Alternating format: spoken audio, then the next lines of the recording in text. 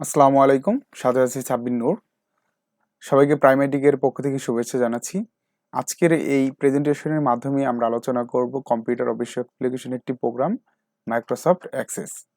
তো Microsoft access আলোচনার সাপেক্ষে আমি দুটি ভার্সন নিয়ে কথা বলবো, একটি 2007, 2016, বর্তমানে 2019 চলছে। যদিও সবগুলো ভার্সনে একই কাজ, আমরা মাইক্রোসফট অ্যাক্সেসের যে মূল বিষয়গুলো হচ্ছে সবগুলো একই।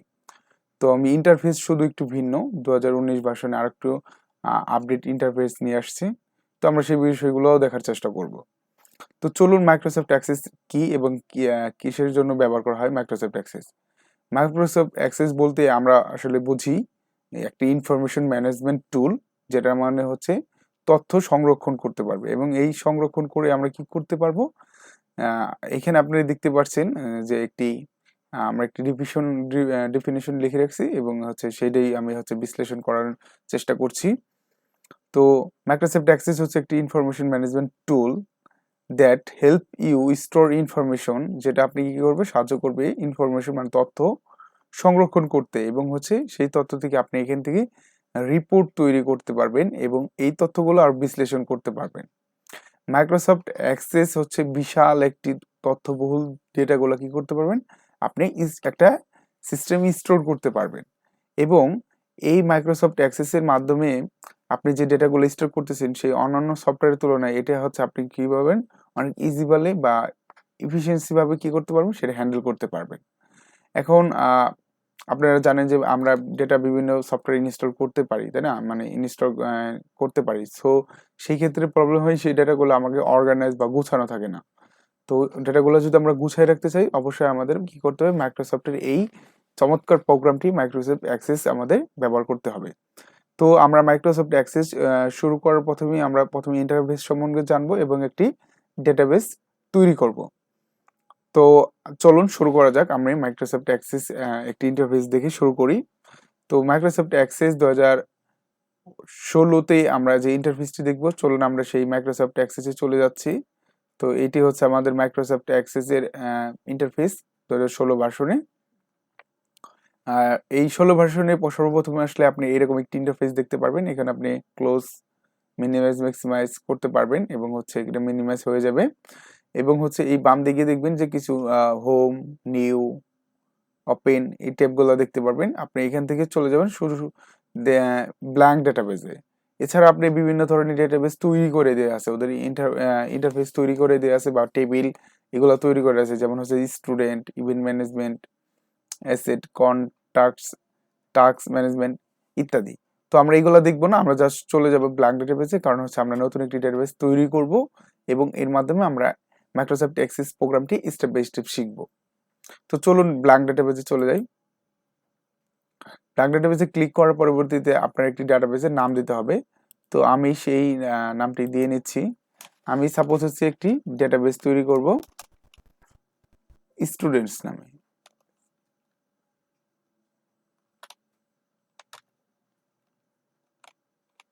তো স্টুডেন্টস নামে আমি ডেটাবেসের নাম দিলাম। এর পরবর্তীতে হচ্ছে আমরা এইখানে একটা ফোল্ডার আইকন দেখতে পারবো। এই আইকনে হচ্ছে আমি যে ফাইলটি ক্রিয়েট করছি বা ডাটাবেস ক্রিয়েট করছি, সেই ডাটাবেসটা কোথায় আমরা সেভ করব। আমি সাপোজ হচ্ছে এটা ক্লিক করে আমি হচ্ছে ডাটাবেসটা কি করতে পারবো, আমি যে ফাইলে পাথ আছে পাথটা চেঞ্জ করতে দিতে পারবো। তো আমি এই ফাইল পাথে ক্লিক করার পরবর্তী দেখেন আমার হচ্ছে এই পাথটা সেট করার জন্য আমাকে হচ্ছে একটি লোকেশন নিয়ে যাবে, আমি কোথায় সেট করতে চাই। আমি এই স্টুডেন্ট ডাটাবেসটা আমি আমার ডেস্কটপ বা হচ্ছে যে কোনো আমি সফটওয়্যার ফোল্ডার রাখতে পারি। চলুন আমি একটি ডেস্কটপেই রাখি। এটা বর্তমানে হচ্ছে সেভ আছে কোথায়, সি ইউজার্স এইচপি ডকুমেন্ট নামে। আমি যদি ডেস্কটপ ক্লিক করি আমার এই ফাইলটা ডেস্কটপে চলে আসবে। ডেস্কটপে নিয়ে আমি ওকে দিলাম, আমার ফাইলটা রেডি। এখন কি করব, আমরা জাস্ট হচ্ছে ক্রিয়েটে ক্লিক করব। চলুন ক্রিয়েটে ক্লিক করি। ক্লিক করার পরবর্তীতে আমি যে ব্ল্যাঙ্ক ডাটাবেসটা তৈরি করছি সেটা হচ্ছে আমার এই ডাটাবেসের ইন্টারফেসটি চলে আসবে। তো আমরা এই ডাটাবেসে দেখতে পাচ্ছি বাম দিকে হচ্ছে আমার একটি টেবিল এবং ডান দিকে হচ্ছে স্প্রেডশিটের মতো কিছু জায়গা যেখানে আমাদের ডাটা ইনসার্ট করা যায়। আজকের এই ভিডিওতে আমরা শিখব কিভাবে একটি টেবিলে ডাটাবেস ক্রিয়েট করতে হয় এবং কিছু ডাটা টেবিলের মধ্যে এন্ট্রি করতে হয়। তো পরবর্তী টিউটোরিয়ালে আমরা আরো বিস্তারিত স্টেপ বাই স্টেপ জানবো। তো ডাটাবেস আমরা ইতিমধ্যে জেনেছি কি, এটা একটি ইনফরমেশন ম্যানেজমেন্ট সিস্টেম। তো তো এই সিস্টেমের মাধ্যমে আমরা কি করতে পারি, আমরা হচ্ছে বিভিন্ন ধরনের ডেটা স্টোর করতে পারি। তো আমি এখানে হোমে ক্লিক করার পরবর্তীতে আমি একটু পিন করে রাখি। পিন করে রাখলে এটা হচ্ছে উপরে থাকবে সবসময়, তাছাড়া হাইড হয়ে থাকবে। যাই হোক, পিন করে রাখলাম। এখন হচ্ছে আমরা একটি টেবিল তৈরি করব। টেবিল কেন তৈরি করব? কারণ হচ্ছে আমরা একটা ডেটাবেস তৈরি করতে চাই যেখানে বিভিন্ন ইনফরমেশন থাকবে। তো এই ডেটাবেস তৈরি করার সময় দেখবেন আপনি বাম দিকে টেবিল নামে লেখা থাকবে, টেবিল, অথবা আমরা ক্রিয়েটে যেয়ে ক্লিক করতে পারি টেবিল। সেম কাহিনী, সেম বিষয়। আপনি হচ্ছে এখানে ক্লিক করতে পারবেন বা এখানে। আমি হচ্ছে এখানেই ক্লিক করি, ক্রিয়েটে না যে হোমে থেকে বাম দিকে যেহেতু আসছে, এখান থেকে জাস্ট হচ্ছে আমরা এখান থেকে ক্লিক করব হচ্ছে ডিজাইন ভিউ। ডিজাইন ভিউতে ক্লিক করলে আমার একটি টেবিলের নাম চাবে। আমি টেবিল কি নামে তৈরি করতে চাই, যেহেতু আমি স্টুডেন্টস নামে করব, আমি এখানে একটা টেবিল ক্রিয়েট করছি হচ্ছে স্টুডেন্ট নাম দিয়ে, STUDENT, স্টুডেন্ট নাম দিয়ে টেবিল ক্রিয়েট করে সেভ এজ দিচ্ছি। সেভ এজ দিলে আমার একটি কি আসছে, একটা ইন্টারফেস আসছে যেখানে হচ্ছে আমি এই টেবিলগুলা সাজাইতে পারবো। এর আগে আমি একটু পরিচয় দিয়ে নিই ডেটাবেস ইন্টারফেসের। আমি যদি স্টুডেন্ট যে টেবিলটি তৈরি করছি এটা ক্লিক করলে আমরা যে বিষয়গুলো দেখতে পারবো, এই বিষয়গুলোর বলা হইতেছে সম্পূর্ণ যদি যাই, এটারও বলতেছে আমরা রো। এই রো গুলোরে আমরা বলতে পারবো ডেটাবেসের ভাষায় রেকর্ড। আর এইগুলো হচ্ছে আমাদের কলাম, যেই আইডি একটা কলাম এবং হচ্ছে এইটাও একটা কলাম। আসলে আমরা একটা ডেটাবেস তৈরি করে আপনাদের এই রো, কলাম বা রেকর্ড বিষয়গুলো বোঝাই। তো আমি আবারও চলে যাচ্ছি রাইট বাটনে ক্লিক করে পুনরায় ডিজাইন ভিউ। ডিজাইন ভিউ প্রথমে হচ্ছে আইডি। এখানে দেখতে পাচ্ছেন ফিল্ড নেম, অর্থাৎ আপনার যে টেবিল থাকবে সেই টেবিলের যে কলাম থাকবে কলামের নাম কি হবে। ID, auto number, data type খুব গুরুত্বপূর্ণ বিষয়।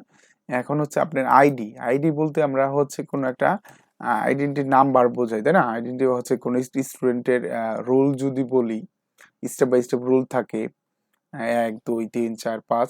এই আইডিটা হচ্ছে এরকম রুলের মতো, এটা হচ্ছে অটো নাম্বার, হতে একটার পর একটা অটোমেটিক জেনারেট হবে। এর জন্য হচ্ছে ID, auto number, data type. Data টাইপে কি যদি এইখানে ক্লিক করেন এই ড্রপ ডাউন মেনুতে, এখানে আপনি দেখতে পারবেন অনেকগুলো হচ্ছে ডেটা টাইপ দেওয়া আছে।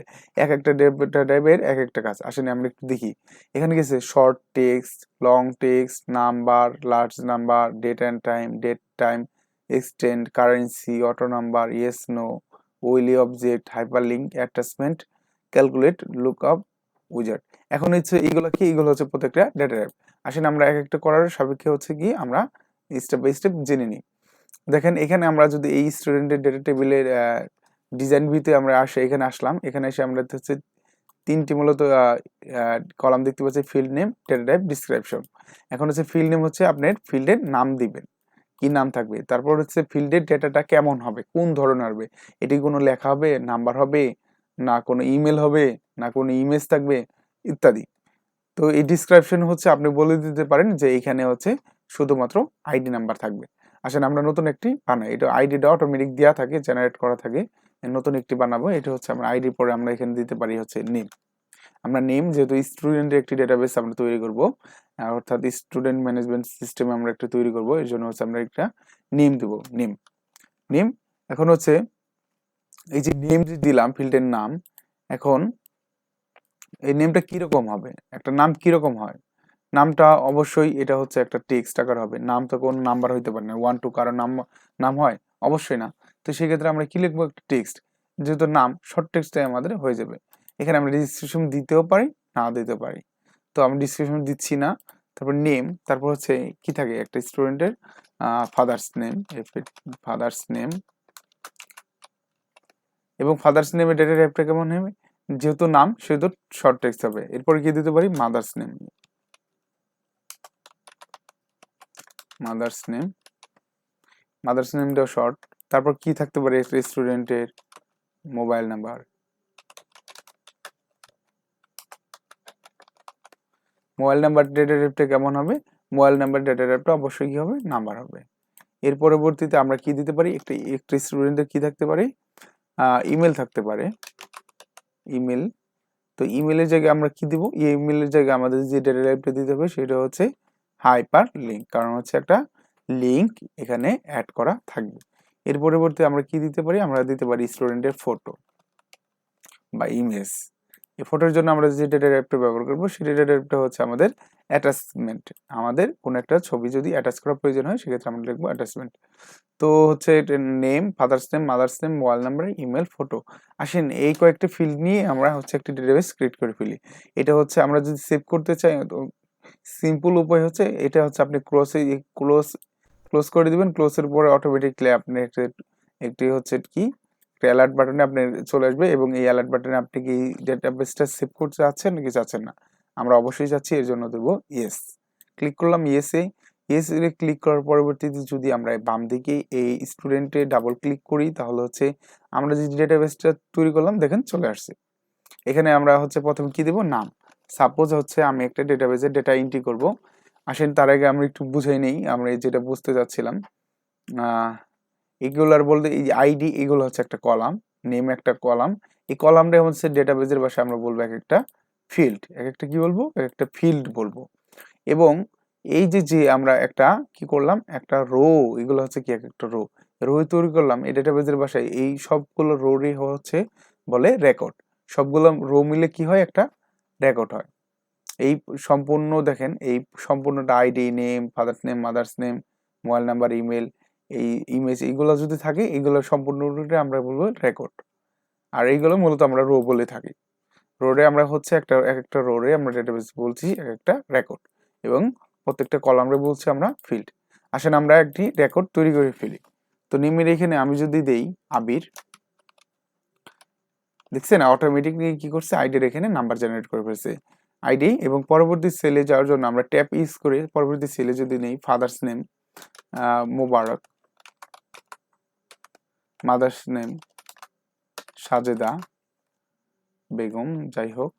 এখন হচ্ছে মোবাইল নাম্বার দিই যদি 0178124436, এবং হচ্ছে আমরা যদি দিই, আচ্ছা আমরা মোবাইল নাম্বারটা সম্পূর্ণ দিয়ে দিই 880, হ্যাঁ।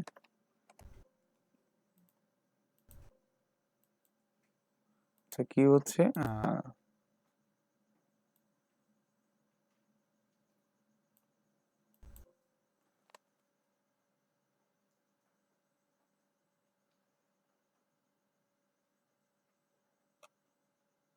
আচ্ছা এখানে হচ্ছে কি আমরা যদি নাম্বারটা যদি আমাদের হচ্ছে সম্পূর্ণ হচ্ছে আমরা যদি 11 ডিজিটের উপর দিই তাহলে হচ্ছে একটা অ্যালার্ট বাটন দেবে। এটা মাইক্রোসফট এক্সেসে এর সুবিধা এবং নতুন নতুন একটি বিষয়।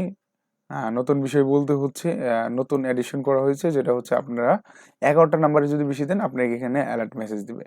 তো হচ্ছে আমরা এখান থেকে হচ্ছে সামথিং হচ্ছে এরকম করে দিই। তো আমরা একটা নাম্বার দিলাম এবং হচ্ছে ইমেলে হচ্ছে দেখেন ইমেল যদি দেই, যেহেতু আবির আবির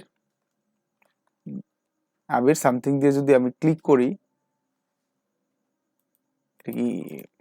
এইটা ইমেল নেওয়ার কথা না, কারণ হচ্ছে অ্যাড্রেস না পেলে হচ্ছে ইমেল হয় না। দেখেন unable to open, can not locate server proxy, okay.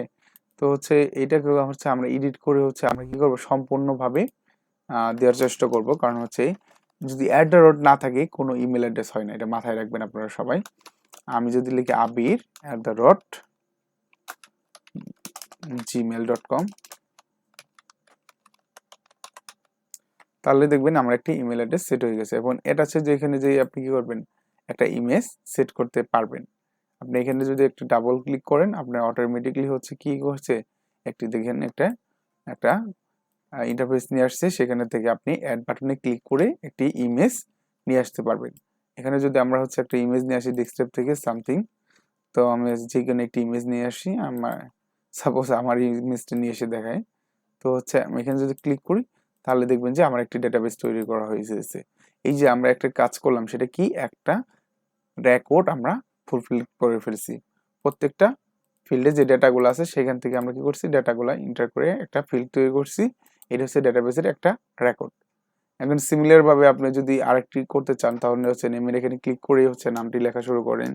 Suppose হচ্ছে রহিম, ফাদার নেম করিম, মাদার্স নেম শিলা, ফোন নাম্বার সামথিং। আচ্ছা যাই উল্টাপাল্টা দিয়েন না, আপনারা ঠিক মতো ফিল আপ করেন, কারণ ডাটাবেস একটি গুরুত্বপূর্ণ বিষয়। একটা নাম্বার ভুল হয়ে গেলে অনেক সমস্যা, যেহেতু আপনাদের আমি টিউটোরিয়াল পারপাসে শিখাচ্ছি, দ্যাটস ওয়াই আমি এভাবে করছি। এবং হচ্ছে যেহেতু ইমেল অ্যাড্রেস, তো এখানে আমরা লিখবো rahim@gmail.com এবং অ্যাড্রেসে ডাবল ক্লিক করে সিমিলার ভাবে আমরা কি করতে পারবো, একটা ইমেজ অ্যাড করতে পারবো। এইভাবে কি করতে পারবো, আমরা যত খুশি তত ইচ্ছা আমরা কি করতে পারবো, রেকর্ড ইনসার্ট করতে পারবো। পরবর্তীতে এই ডেটাগুলো থেকে আমি হচ্ছে ইজিলি ভাবে আমার যে ইনফরমেশন দরকার সেটা আমি ইজিভাবে বের করতে পারবো। ডেটাবেজের হচ্ছে এই সুবিধা। আমরা ডেটাবেজের আজকের এই টিউটোরিয়ালের মাধ্যমে দেখার চেষ্টা করলাম যে কিভাবে একটি ডেটাবেস টেবিল ক্রিয়েট করে টেবিলের নাম দেয় এবং এই টেবিলের নাম দেওয়ার পরবর্তীতে এইখানে আমরা কিভাবে একটা ডেটা বা রেকর্ডগুলো ইনসার্ট করতে পারি। আগামী টিউটোরিয়ালে আমরা এইটার আরো বিস্তারিত ফর্ম দেখার চেষ্টা করব, কিভাবে এই ডাটাবেজের টেবিল থেকে একটি ফর্ম তৈরি করা হয় বা এই ফর্মের মাধ্যমে কিভাবে ডাটাবেজের ডেটা এন্ট্রি করা হয়। তো আশাবাদী এই টিউটোরিয়ালের মাধ্যমে ডাটাবেস সম্পর্কে ইনিশিয়াল যে ধারণাটা সেটি পেয়েছেন। নেক্সট ভিডিও টিউটোরিয়ালে সবাইকে দেখার আমন্ত্রণ জানিয়ে আজকের এই টিউটোরিয়াল এখানেই শেষ করছি। ভালো থাকবেন সবাই, প্রাইমেটিকারের সাথে থাকবেন, সবাই ভালো থাকবেন। আল্লাহ হাফেজ, আসসালামু আলাইকুম।